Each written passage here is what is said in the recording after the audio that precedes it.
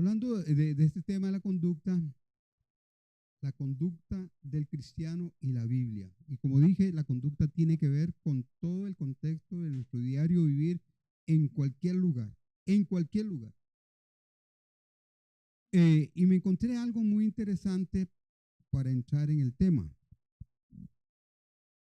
Tema, la conducta humana. Un cambio, un campo de estudio fascinante. La conducta humana se refiere a las acciones y reacciones de los seres humanos en diferentes situaciones y contextos. El estudio de la conducta humana es un campo interdisciplinario que busca entender por qué las personas se comportan de cierta manera y cómo podemos mejorar nuestra comprensión de la naturaleza humana. A mí siempre me ha llamado la atención este tema de la conducta humana. Factores que influyen en la conducta humana. Y vamos a ver a lo menos 4 factores, o sea, que pueden ayudarnos no solo para ver la conducta de otros, sino para la nuestra también. Factores que influyen en la conducta humana. La conducta humana está influenciada por una variedad de factores, incluyendo la genética. Nuestra herencia genética puede influir en nuestra personalidad, temperamento y comportamiento. Usted muchas veces ve a una persona a mí y se parece igual que el papá, igual que el abuelo, igual que la mamá, ¿verdad? También el ambiente, el medio ambiente donde nos desarrollamos. El entorno en el que crecemos y vivimos puede moldear nuestra conducta y nuestros valores. Por antes decían por ahí, dime con quién andas y te diré quién eres, ¿verdad? Porque a veces las conductas y las malas conductas, casi por lo general las malas conductas se pegan, ¿verdad? También la cultura. La cultura es un factor determinante también.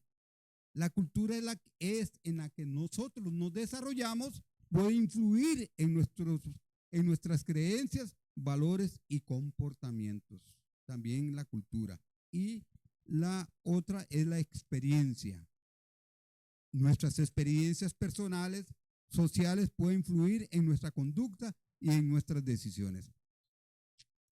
Si usted nació dentro de un hogar conflictivo, papá y mamá peleando, enojados, malhumorados, y se decían cosas, el irrespeto, puede que de repente eso usted también lo absorba. Pero también la parte buena, si en el hogar usted nunca vio a su papá peleando, ni a su mamá peleando, más bien todo lo contrario, eran muy educados, muy respetuosos, eso también, ¿verdad? Puede que eso también se dé.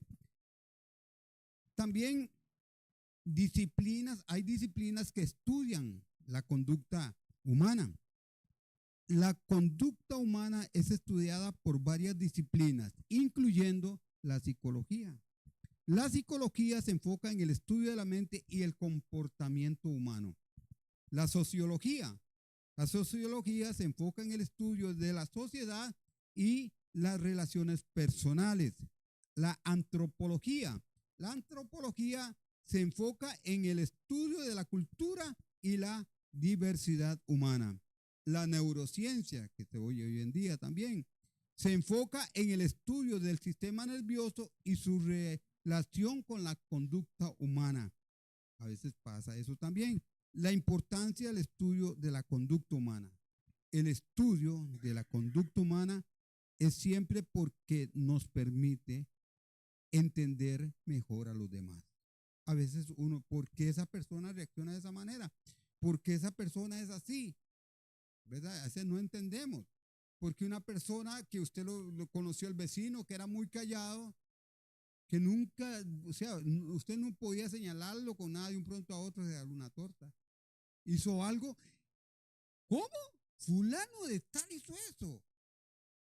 Yo recuerdo hace muchos años cuando yo andaba ahí por el mercado y creo que yo trabajaba ahí también en la taquería mexicana. Había un señor que trabajaba ahí, un hombre, pero cuando usted lo veía descalzo, y usaba siempre ropa, lo que llamamos ropa khaki, o sea, que era la camisa y el pantalón y el sombrerito. Pero era un hombre tan educado, era un hombre tan humilde, a pesar era un hombre de campo, ¿verdad? De su procedencia, a pesar de eso, cuando él tomaba, hermanos, era un cambio 100%, 100 grados. Era otra cosa diferente. Hacía cosas y actuaba. Hay gente que sin tomar también cambia, ¿verdad? Dependiendo de las circunstancias y las situaciones o los conflictos que pueda tener y la reacción, cómo reacciona. Eso va a depender de cómo sea la conducta. El estudio de la conducta humana es importante porque nos permite entender mejor a los demás. Al entender por qué las personas se comportan de cierta manera, podemos mejorar nuestras relaciones y comunicaciones. También mejorar nuestra toma de decisiones. Al entender los factores que influyen en nuestra conducta, podemos tomar decisiones más informadas y efectivas. Y también desarrollar estrategias de intervención. Al entender la conducta humana, podemos desarrollar estrategias para abordar problemas sociales y también de índole mental. Entonces, hermanos, podemos ver qué importante, tal vez es un tema que usted no lo oye mucho, ¿verdad? Es un tema que no se predica mucho, que es un tema que tiene que ver con nosotros, pero aquí vamos a la otra parte. Eso, la primera parte que vimos, la podemos ver parte como de una general. O sea, hablando de la humanidad en sí. Pero ahora vamos a ver otra parte que ya tiene que ver con nosotros. Cuando digo que tiene que ver con nosotros cristianos, nosotros como hijos de Dios, nosotros que tenemos una Biblia y que la leemos y que la estudiamos, pero que a veces no la ponemos en práctica. Y eso es muy importante que también nosotros lo analicemos. La conducta humana y la Biblia.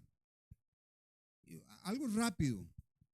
La Biblia ofrece una perspectiva sobre la conducta humana, abordando temas como la naturaleza humana, ¿verdad? La que Dios hizo, el pecado, la caída, la redención, que todos sabemos por quién viene, y la transformación. Y vamos a ver algunos aspectos claves sobre la conducta humana y la Biblia.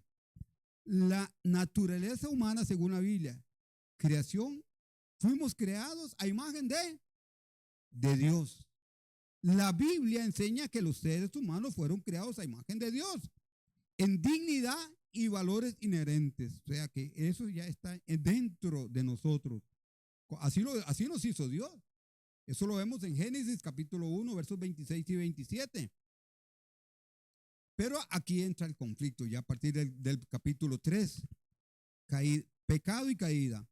La Biblia describe la caída del hombre en el pecado y sus consecuencias, incluyendo la separación de Dios y la muerte espiritual, como lo podemos ver en el capítulo 3 de Génesis. El pecado, el hombre como fue hecho, pero ahora en la caída ya es otra historia. La conducta humana y el pecado. Pecado, ¿qué es pecado? Pecado es rebelión contra Dios, rebelarse contra Dios, que eso fue lo que hizo Adán y Eva.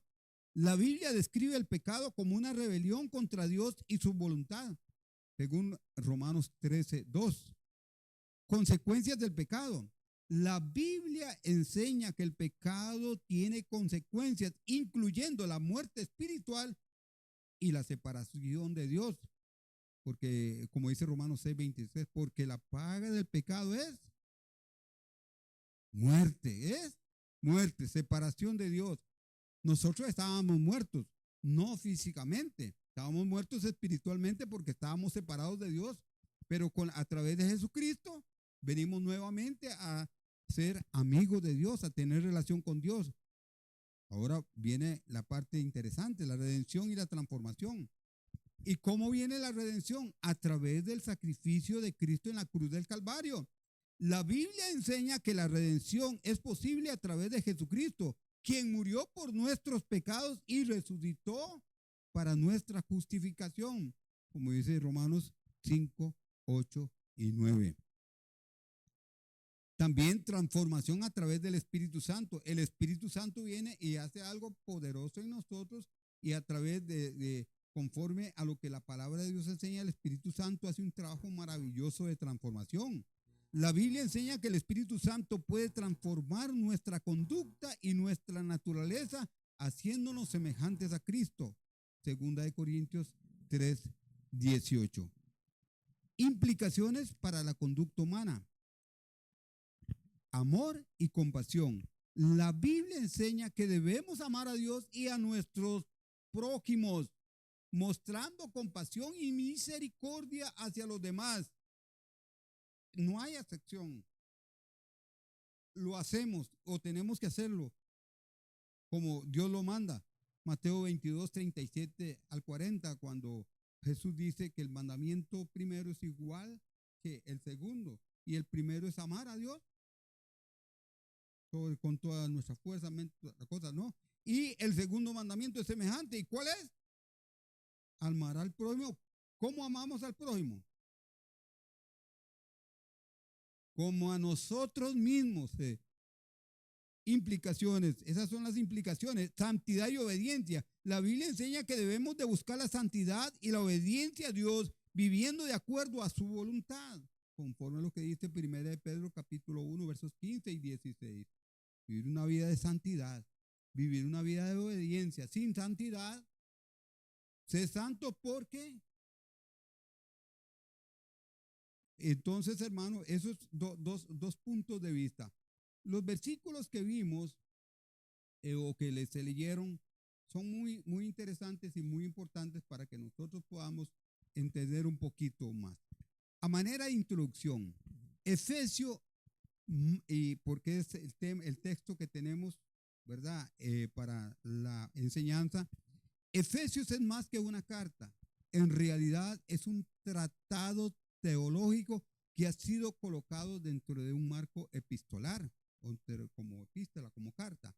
Este tratado se organiza en dos partes. La primera parte, los 3 primeros capítulos, presentan una reflexión doctrinal, el ministerio de la voluntad de Dios. Este ministerio es que aquellas personas que no son judías han sido incluidas dentro del plan de Dios, es decir, los gentiles pueden ser salvos por medio de la obra redentora de nuestro Señor Jesucristo. Y la segunda parte de la carta está conformada por los últimos 3 capítulos. Como ustedes saben, Efesios tiene 6 capítulos. Estos pasajes, el texto nos dice que la salvación alcanzada en Cristo transforma nuestro caminar, es decir, que transforma nuestra conducta. Hermanos, les hemos dicho esto muchas veces. En este caso, la carta a los Efesios son 2 partes. La primera es la parte doctrinal y la segunda parte, la parte más importante, porque nada nos sirve tener la cabeza llena de doctrina de la palabra de Dios si no la llevamos a la práctica. Y aquí es donde hemos fallado garrafalmente, hermanos, como cristianos, como hijos de Dios. Y no solamente pensando en la gente nueva, en los nuevos convertidos, sino en los que ya tenemos barba y bigote, ¿verdad? De estar en los caminos del Señor. Hemos fallado mucho en este aspecto de poner en práctica lo que Dios dice a través de su palabra. O sea, nada vale doctrina si no hay práctica, si no la ponemos por obra. Al comienzo de este capítulo, el apóstol Pablo dice que somos llamados a ser un pueblo y por eso debemos de cultivar la unidad. La unidad. Capítulo 4 nos habla de eso, de la unidad. Creo que Carla mencionó eso cuando nos habló sobre algo del pastor, de que la bendición de ser pastoreados, así era el tema, más o menos. La necesidad de ser pastoreados. Ahora continúa desarrollando la idea y considera que de que somos llamados a ser un pueblo santo, que debemos de cultivar la pureza.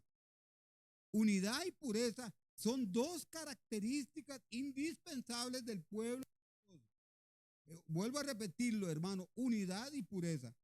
No podemos decir que estamos unidos si vivimos en desorden. La unidad es muy importante dentro de la doctrina que nos enseña Pablo. Hermanos, los creyentes formamos parte de un cuerpo, la iglesia, que debe de manifestar un estilo de vida o conducta que realmente evidencia que somos nuevas criaturas y que somos discípulos de Cristo. Si nuestra conducta no está de acuerdo a lo que Dios dice, a lo que la palabra de Dios dice y a lo que Pablo nos enseña en esta carta, hermano, está muy lejos de que verdaderamente seamos cristianos reales, verdaderos. Porque el cristianismo no es romance, ¿verdad? Es práctica, hermano.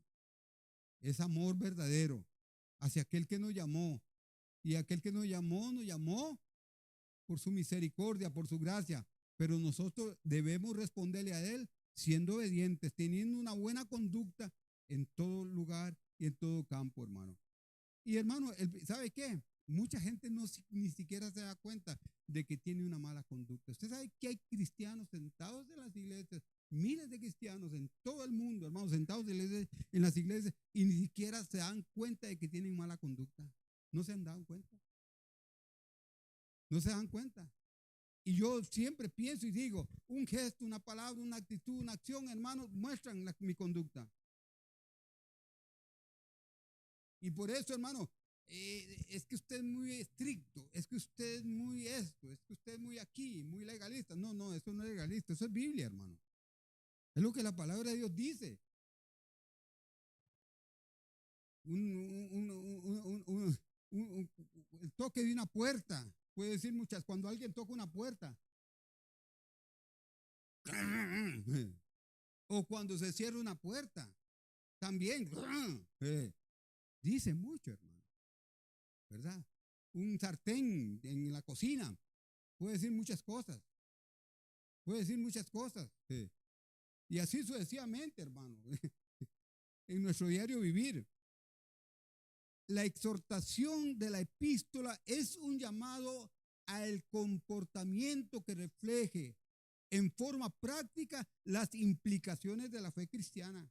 Cuando decimos que somos cristianos, hermano, el comportamiento nuestro, la conducta nuestra, bajo cualquier circunstancia, va a implicar si verdaderamente estamos viviendo y somos lo que dice que somos, porque lleva implicaciones. La fe cristiana es probada. Cuando el jefe te llama la atención, cuando el vecino te hace algo que no te gusta, cuando alguien te hace algo que no te gusta, ¿cómo reaccionamos?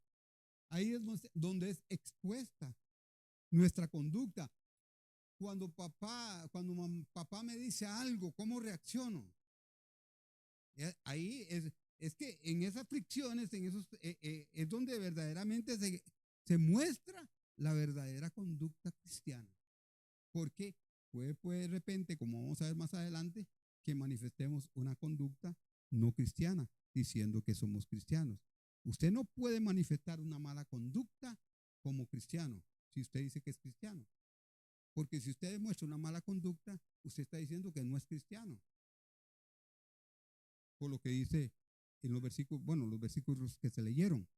Este nuevo comportamiento pone de manifiesto la unidad del cuerpo de Cristo. A lo menos que eso lo vemos en los primeros 16 versículos del capítulo 4 de Efesios. Nos habla de la unidad y el propósito de la unidad. Muy importante.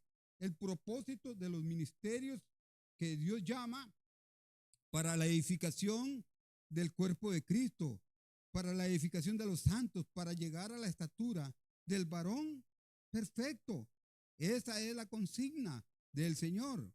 También de los versículos 4, del 17 al 24, la renuncia, nos habla de la renuncia a la antigua manera de vivir. Ahí está clarito, ahora lo vamos a ver más detalladamente. Y también en Efesios 5, 21, 6 al 9, vemos las relaciones en la familia. O sea, aquí me habla de las relaciones, hermanos, como una nueva criatura y que debo renunciar a aquello que no le agrada a Dios. Pero también vemos en la relación con los demás y las implicaciones. ¿Cómo me relaciono yo con mi familia? Ahí está implícito. ¿Cómo me relaciono yo con los demás? Aún más, habla de amos y habla de esclavos. ¿Y cómo me relaciono? ¿Cómo se debe relacionar el amo con el esclavo? Y el esclavo como el amo. Y ahora aquí no tenemos eso, pero ¿cómo me relaciono yo con mi patrón? Y si soy patrón, ¿cómo me relaciono yo con los que trabajan conmigo? Y yo soy cristiano, ¿cómo me relaciono con ellos? Y eso es muy importante que también nosotros lo veamos.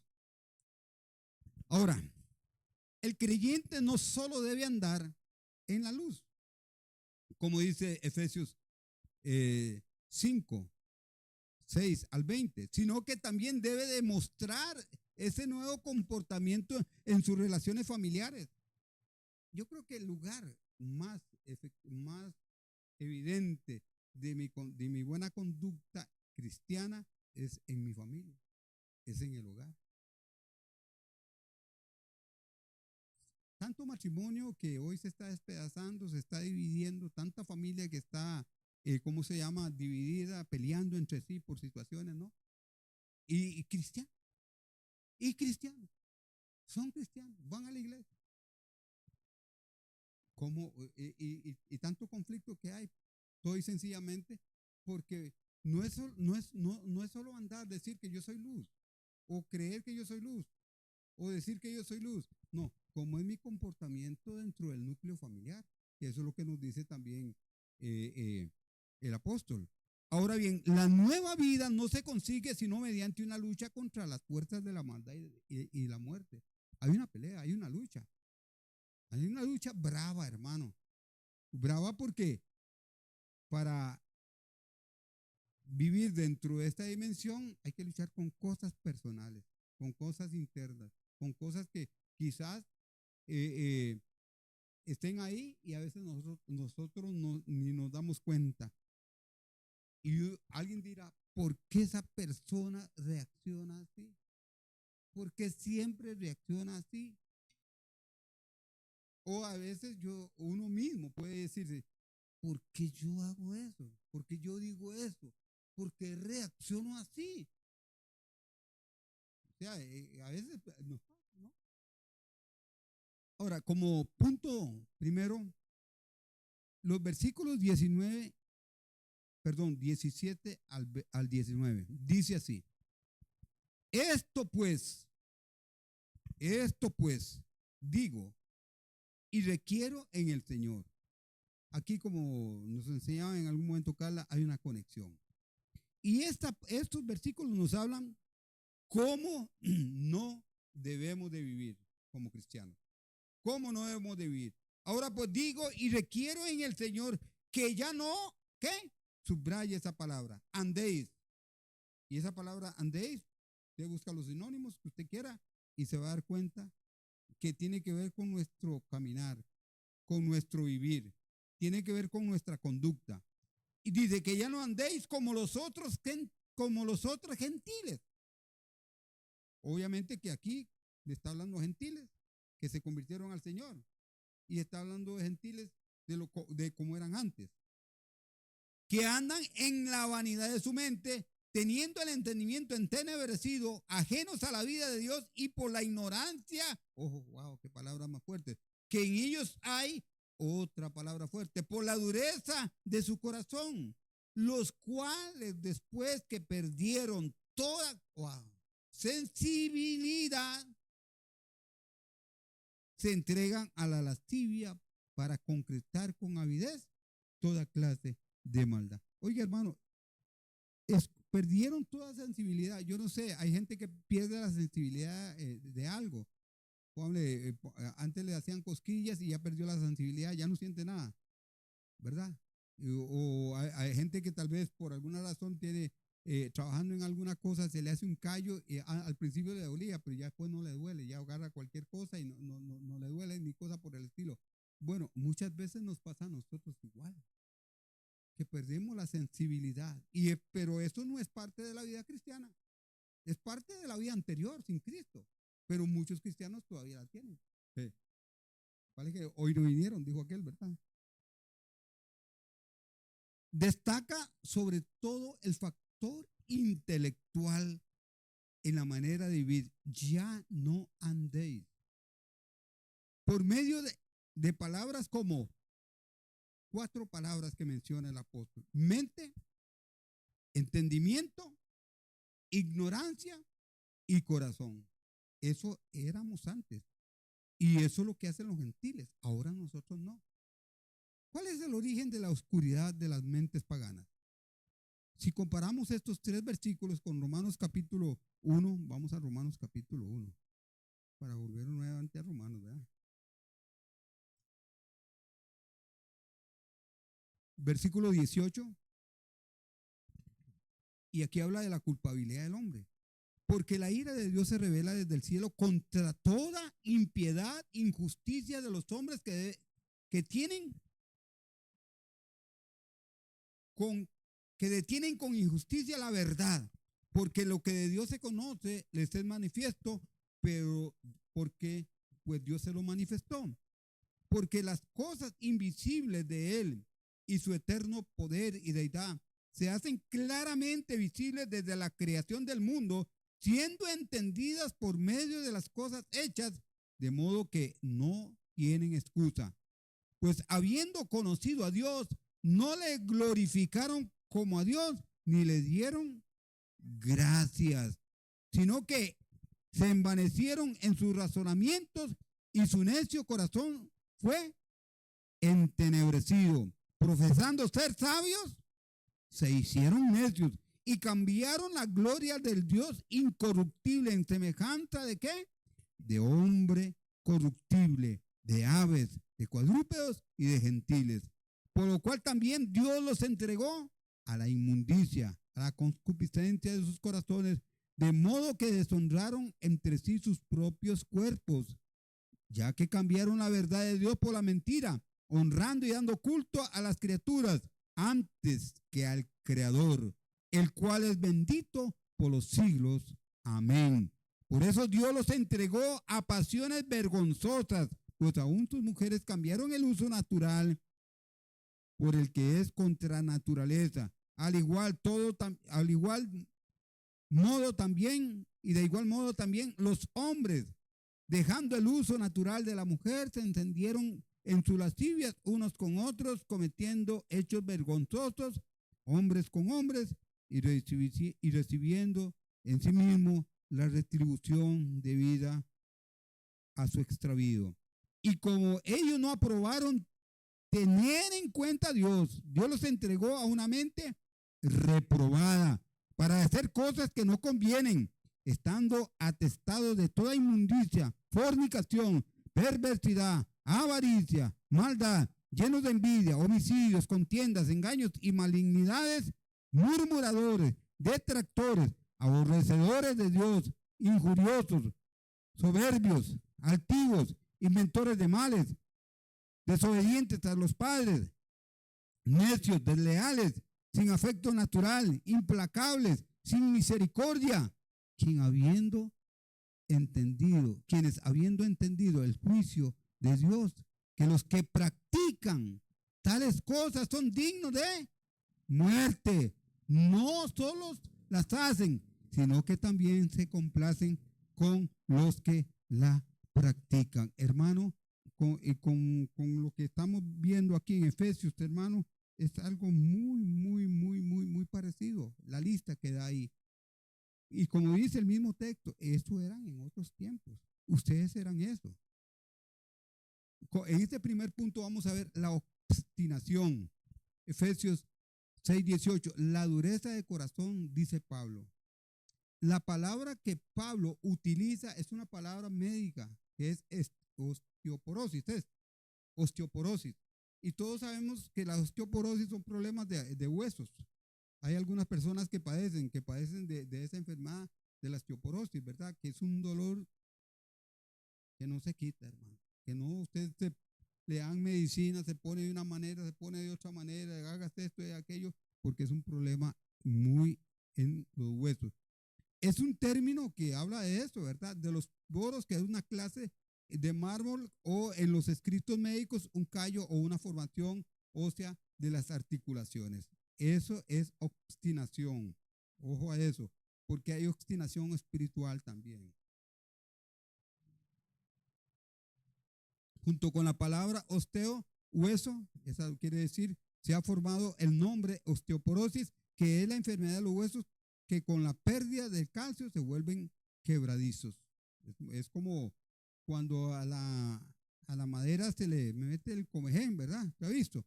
Y ya se la agarra y se quiebra normalmente. Usted no se puede sentar en algo así porque se va a caer, se va a quebrar. Por tanto, el verbo porón significa petrificar, endurecer, y como resultado se vuelve insensible. Es insensible. Así hay muchos cristianos, hermano, con osteoporosis espiritual, porque se han vuelto insensibles. ¿No consiste acaso la conversión en el cambio que Dios opera en un corazón de piedra para volverlo un corazón de carne, o sea, sensible, como dice Ezequiel 11:19? Solo Dios tiene el poder. Por eso, hermano, yo quiero ser muy radical, hermano, en esto, hermano, de que un cristiano no puede ser igual que antes, hermano. ¿Cómo puede ser que todavía vive con esa maraña, con esas cosas? Te dice que es cristiano y vive enojado, vive peleando, vive echando chispas. Cualquier cosa se enoja, por cualquier cosa grita, por cualquier cosa tira una puerta, hace algo feo, hermano. Usted le dice algo y usted tal vez no le dice, no le contesta, pero la reacción, hermano, la que hace, algo no está bien. Algo está mal, hermano. Está con osteoporosis.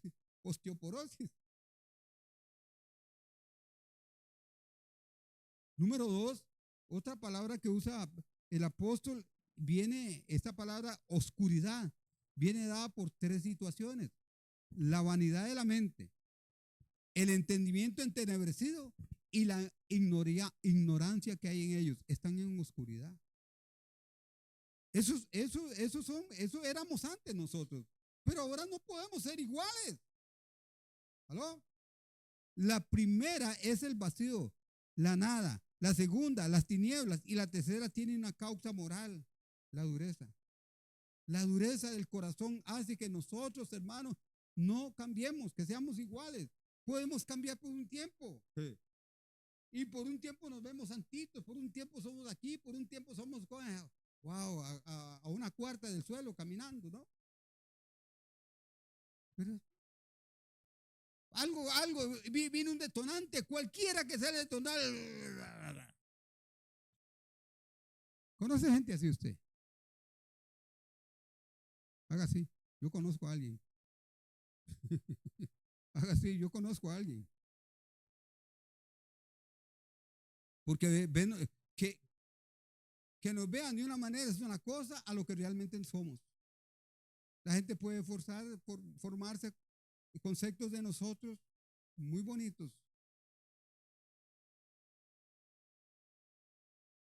Ay, diría alguien. Este es el estado en que nos encontrábamos cada uno de nosotros hasta que la luz del Evangelio iluminara nuestro corazón y el Espíritu Santo nos regenerara para darnos vida, nueva vida. Nos puso un corazón, quitó el corazón de piedra y puso un corazón de carne. ¿Cómo se llama eso? Cuando le trasplante. Nos hicieron un trasplante, hermano. Cuando usted se arrepiente de verdad, hay un trasplante. Hay un nuevo corazón, hermano. Hay un corazón de carne, no carnal. Un corazón de carne, no carnal. Es otra cosa. Otra cosa que nos habla Pablo en el versículo 18 es muerte. Se refiere a la vida verdadera cuya fuente es Dios y sin la cual el hombre queda en muerte. Como había escrito antes, estábamos muertos, como dice el verso 2, el capítulo 2, verso 1 de Efesios, en delitos y en pecados. Estábamos muertos, estábamos muertos. ¿En qué? En delitos y en pecados. Esa era parte de nuestra naturaleza carnal, humana, caída. Pero ahora nosotros tenemos una nueva naturaleza. Cuando una persona le hacen un trasplante de corazón, wow, eso es una cosa tremenda, hermanos. Tienen una nueva vida, tienen oportunidades de vida, hermanos. Se van a sentir diferentes y todo, con ganas de vivir. Nosotros, hermanos, a veces, hermanos, wow, vivimos completamente en el polo opuesto de lo que verdaderamente deberíamos vivir. En el verso 19 nos habla otra palabra, desenfreno. Es la etapa final y la consecuencia de lo anterior. La dureza de corazón lleva primero a la oscuridad de la mente, luego a la muerte del alma bajo el juicio de Dios y finalmente a la vida vacía. Cuando habíamos perdido toda sensibilidad, nos entregamos, hermano, a la lascivia, que significa indecencia pública de tipo vergonzoso para cometer toda clase de impureza. Yo no sé, hermano, pero cuando uno se acuerda de la vieja vida que uno vivió, de todas las cosas que uno hizo, uno dice, wow. Y saber que ahora tenemos una vida nueva, un corazón nuevo para vivir una vida que agrada a Dios. ¿Cómo vamos a ofender a Dios, hermano? Viviendo de otra forma.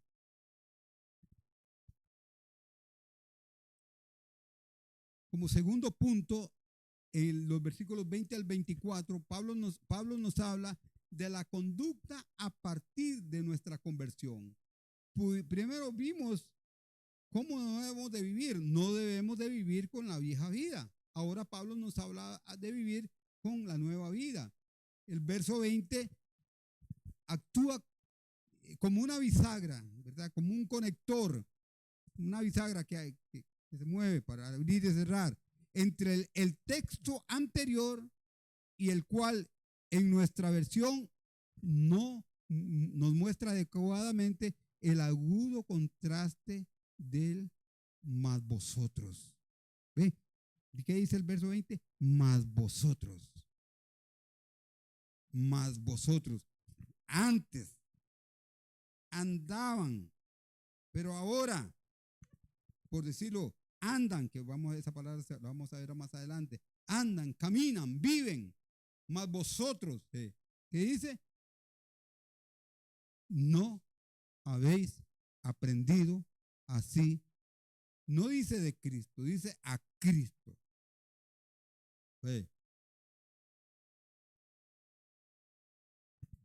Es más fuerte, en la Nueva Versión Internacional dice, no fue esta enseñanza que vosotros recibisteis acerca de Cristo.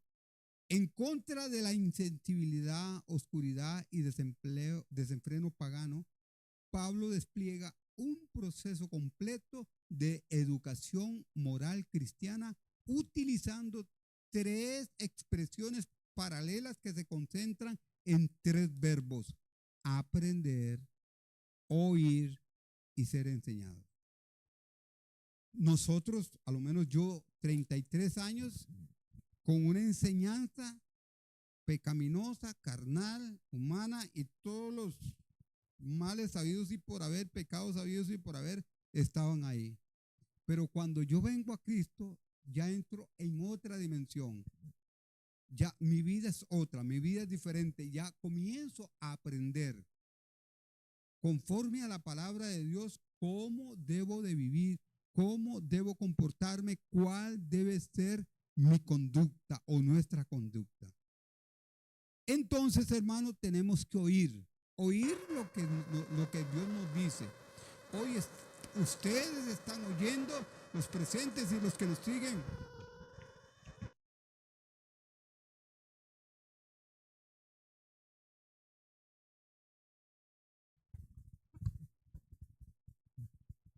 Ustedes y yo ahora estamos en otra nueva dimensión para aprender, oír. Ustedes están oyendo hoy y los que nos siguen a través de las redes sociales están oyendo y a través del oír somos enseñados. Por eso dice el texto, el verso 20, ¿qué dice? Dice, mas vosotros no habéis aprendido así de Cristo. Ahora tenemos otra enseñanza. Ahora tenemos otra forma de vivir. Ahora estamos aprendiendo porque estamos oyendo y estamos siendo enseñados por Cristo. Cristo nos está enseñando. Todos los días, hermano, cuando usted lee la Biblia, cuando usted estudia la Biblia, Cristo le está enseñando. El Espíritu Santo le está guiando a esa enseñanza que Cristo nos dio para vivir una vida diferente. El principio más importante de vivir una vida diferente no es que me alabe la gente. El principio más importante de una vida diferente no es que mi esposa diga, ay, qué buen esposo tengo yo. O que mis hijos digan, ay, qué buen papá tengo yo. O que la iglesia diga, qué buen pastor tengo yo. No, el principio de mi vida cristiana, hermano, es agradar a Cristo. Aunque no digan amén. Agradar a Cristo, eso es lo primero. Porque yo puedo agradar a los demás sin agradar a Cristo. Porque puedo vivir de una apariencia. ¿Ah? A veces la gente quiere agradarle a la gente, agradarle al esposo o a la esposa, agradarle a los hijos, agradarle a los padres, agradarle al jefe, al patrón, al fulano, al novio, a la novia, a quien sea, al amigo, a la amiga, pero no le estamos agradando a Cristo. Ese es el principio más importante en cuanto a nuestra forma de vivir, agradar a Cristo. ¿Cuál es la verdad que libera a los cristianos y los guía a la rectitud? Bueno, lo vemos en el versículo 22. En cuanto a la pasada manera de vivir, ¿qué dice? ¿Cómo dice? Despojaos del viejo hombre que está viciado conforme a los deseos engañosos. Despojarse del viejo hombre.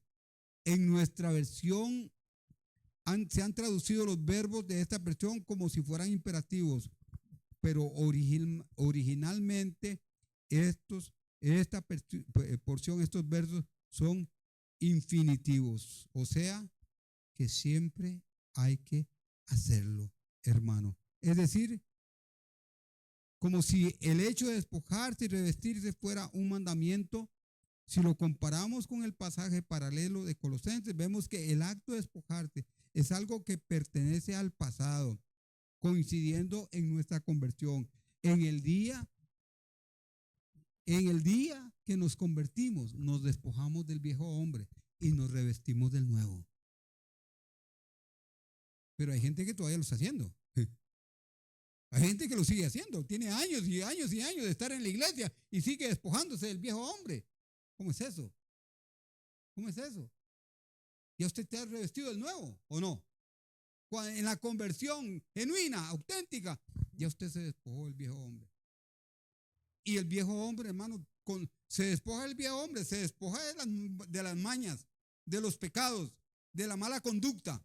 Porque ahora usted tiene el nuevo hombre. ¿Y quién es el nuevo hombre? Cristo en nosotros. Buena conducta, buena forma de ser, buena forma de vivir y todo para la gloria de su nombre. Amén. Por tanto, la idea es que como ya nos hemos despojado de la vieja naturaleza, lo que ahora nos corresponde es vivir de acuerdo con la nueva. Es decir, conforme, como dice el texto, a la verdad que está en Cristo. Amén. Gloria al Señor. Él es nuestro modelo. Si alguno dice que permanece en Él, debe andar como Él anduvo. La palabra andar, vivir, ser, caminar, seguir, ser discípulo, como Jesús lo hizo. Él es nuestro modelo. Él es nuestro ejemplo. Verso 24. Vestido del nuevo hombre y creado según Dios en la justicia y santidad de la verdad. Vestirse del nuevo hombre. Así como nos hemos abandonado, como hemos abandonado nuestra vieja naturaleza y nos hemos vestido la nueva como un ropaje de luz que es creación de Dios, ahora hemos de vivir conforme a ella en justicia y santidad. Es decir, con toda rectitud moral, apartados de aquella vida de desenfreno que era propia de nuestra condición. La condición antigua era esa: vida de desenfreno, vida de maldad, vida de pecado. Pero ahora tenemos otra condición, una nueva vida que nos capacita para vivir esa vida que a Dios le agrada. Pablo pinta un retrato muy interesante de dos hombres, uno viejo y corrompido y otro creado según Dios, los cuales son incompatibles. Hermano, son incompatibles. No hay compatibilidad entre el viejo hombre corrompido y entre el nuevo hombre creado según Dios. No hay compatibilidad. Somos incompatibles. No podemos vivir ni un segundo, ni una pizca, hermano, con esa vida antigua o de esa forma de vivir que teníamos antes. Verso 23. Y renovados en el espíritu de vuestra mente. Renovarse el espíritu de nuestra mente. Mientras los verbos despojarse y vestirse estaban en pasado consumado, este se halla en el presente, lo que indica que además del rechazo del viejo hombre y la asunción del nuevo en la conversión, esto implica una renovación diaria, continua de nuestra mente. Es ahí, hermano, donde tenemos muchos problemas. Si la degradación pagana se debía a la vanidad de nuestras mentes, como dice el apóstol, entonces la justicia cristiana depende de la renovación constante de nuestras mentes. Romanos 12:2. No os conforméis a este siglo, sino transformados por medio de la renovación de vuestra mente. Cambia tu manera de pensar y cambiará tu manera de vivir, dice una versión. Es ahí donde está el problema de mucha gente. Que yo la otra vez les dije y quiero recordárselos. Si usted ve que hay cosas en usted que todavía están muy repetitivas, y usted dice, es que yo no puedo cambiar, déjeme decirle, hermano, que es hora de revisar el corazón y irse al aposento, al cuarto solo y examinar el corazón y arrepentirse y entregarle el corazón a Cristo. No se la juegue. No se la juegue. Como tercer punto, ya casi termino, como tercer punto, ejemplos de conducta cristiana. Los versículos 25 al 32 dicen, por lo cual desechando la mentira, hablad verdad cada uno con su prójimo, porque somos miembros los unos de los otros. Airaos, pero no pequéis. No se ponga el sol sobre vuestros enojos, ni deis lugar al diablo. El que hurtaba, no hurte más, sino trabaje, haciendo con sus manos lo que es bueno, para que tenga que compartir con el que padece necesidad. Ninguna palabra corrompida, esto es fuerte también, salga de vuestra boca, sino la que sea buena para la necesaria edificación, a fin de dar gracia a los oyentes. Y no contristéis el Espíritu Santo de Dios, con el cual fuiste sellados para el día de redención. Quítese de vosotros toda amargura, enojo, ira, gritería, maledicencia y toda malicia. 32. Antes, sed benignos, misericordiosos, perdonándonos unos a otros, como Dios también os perdonó a vosotros en Cristo Jesús. Wow, qué textos, hermano. Y qué tiene que ver con la conducta.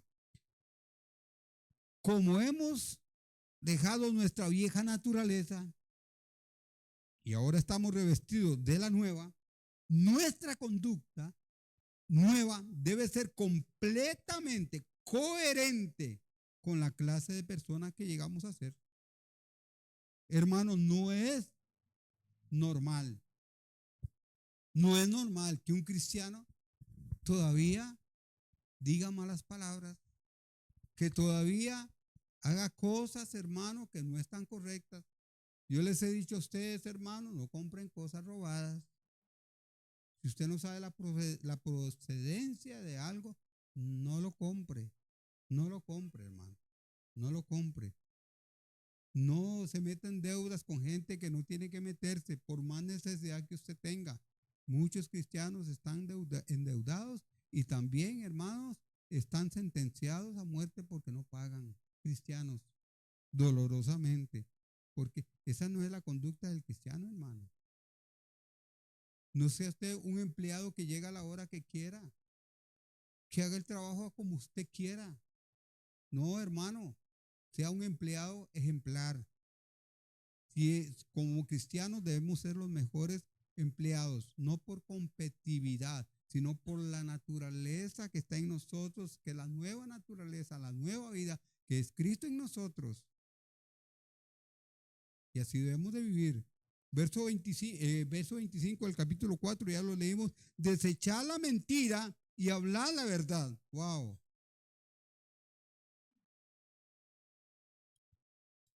¿Cómo lo digo? Si tuviéramos un detector de mentiras aquí, hermano, y comenzáramos cada uno de nosotros a pasar por ese detector y nos hacen preguntas, ¿cómo nos iría? ¿Cómo nos iría?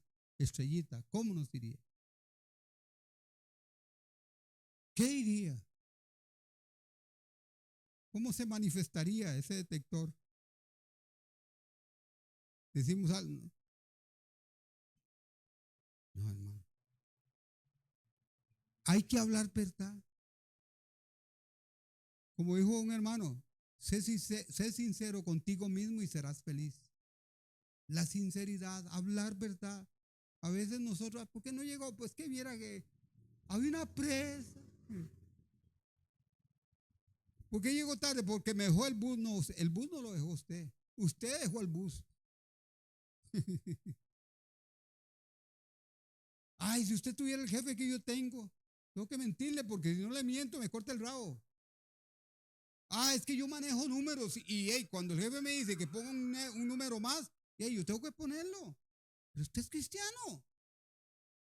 Es que si no lo pongo me corta el rabo. Que le corte el rabo y las orejas, hermano, pero no mienta. Hermanos, tenemos que ser muy consecuentes. Porque todas esas cosas son partes de la vida antigua. Y ya usted no tiene la vida antigua, usted tiene una vida nueva. Ya usted no está vestido de la vida antigua, el viejo hombre corrompido, ahora está vestido del nuevo hombre, creado según Dios en Cristo Jesús. El creyente debe ser conocido por una persona honesta y confiable, cuya palabra no se pone en duda. La razón es que los demás son nuestros prójimos, a los que debemos amar. Y además, en las iglesias somos miembros los unos de los otros y no podemos mentir. No podemos mentirnos. Si no tenemos que decir la verdad, hablar la verdad. Mira, sí, llegué tarde porque me dormí. ¿Por qué no viene a la iglesia? No, es que viera que, ay, me agarró dolor de panza. No, es que me dormí, no tenía ganas. ¿Me entiendes? Que es decir una mentira, justificar. una acción. No, hermano. O tal vez a la gente lo oye a uno y la gente le dice a usted, pastor, es muy radical. Antes decía, no, ¿sabe por qué no me gusta ir a la iglesia de Moreira? Es que Moreira siempre nos dice la verdad. Por eso la gente ahí no me gusta ir. Siempre que llego me dice la verdad. Es mejor que, como decían antes, Carla, la verdad que hiere. Así es, ¿verdad? La verdad que sana, que no que la mentira que hiere. Algo así es. Bueno, eso lo inventé. Lo acabo de inventar. Bueno, eso es Biblia. Eso es Proverbios. El que ama, hermano, vea. El que ama, o sea, aunque si usted se siente herido cuando le digan la verdad, dele gloria a Dios porque le está diciendo la verdad, aunque te hiera. Peor es que te digan la mentira, una lisonga que te haga sentir bien, pero no te sana. Y la palabra de Dios es verdad. Y los cristianos debemos de hablar verdad. Y dice Pedro que debemos de hablar según la verdad. Porque si no hablamos verdad, ¿qué hablamos? Y el que habla mentira, ¿a quién se parece? ¿Y quién es el diablo? ¿Usted es hijo del diablo?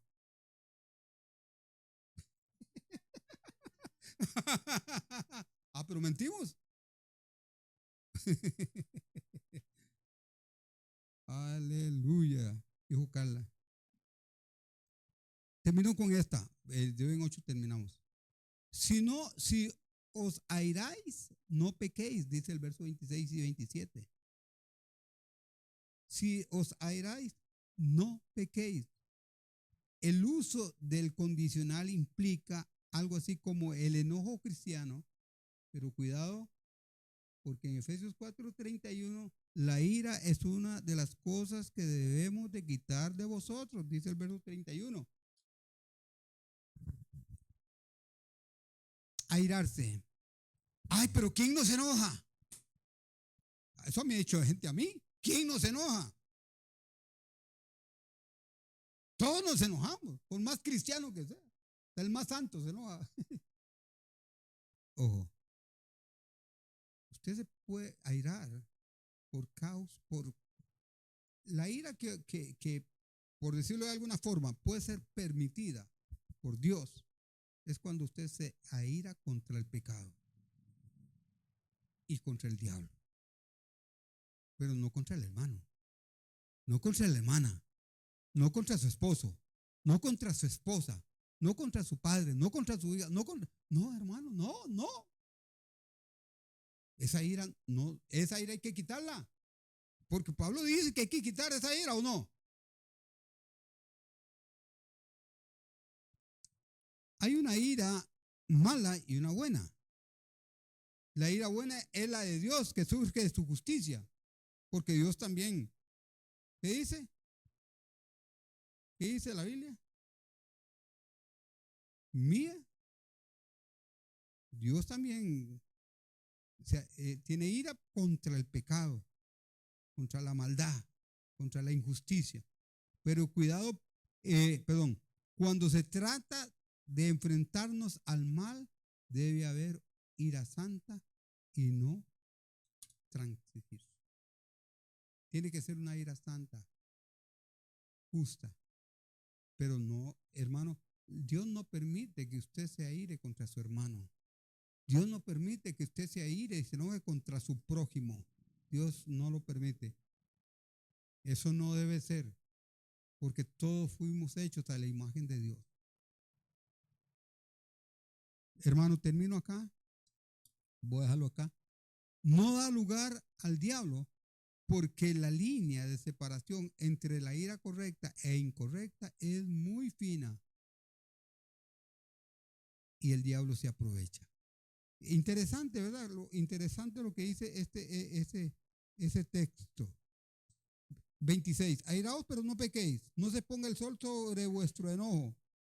Interesante, ¿verdad? Que ahí en ese versículo tan cortito, el 27, que dice,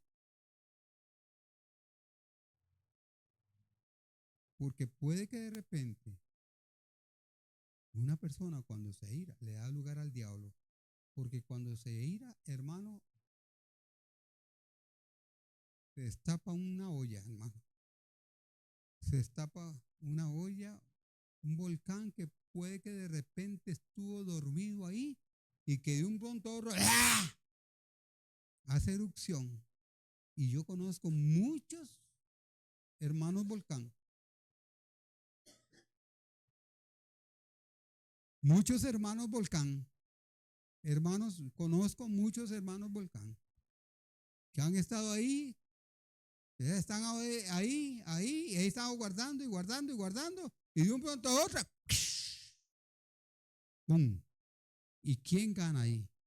El diablo. Hermanos, que Dios nos ayude y que examinemos nuestro corazón, aún de las cositas más pequeñas, porque alguien, no, pero eso no, no, no. No, hermano. ¿Cómo dice? ¿Qué es? Cantares. Cazar las zorras pequeñas. Es Cantares. Cazar las zorras pequeñas, porque son las que destruyen los viñedos. Hay cositas pequeñas ahí, hermano, que pueden destruirnos. Porque usted puede decir, ah, no, pues yo no me enojo. Ah, no, pero yo no esto, yo no puedo, pero puede tener otras cositas pequeñitas, que esas no se ven, pero hacen grandes grandes estragos. Que Dios nos ayude, que Dios nos bendiga. Carla.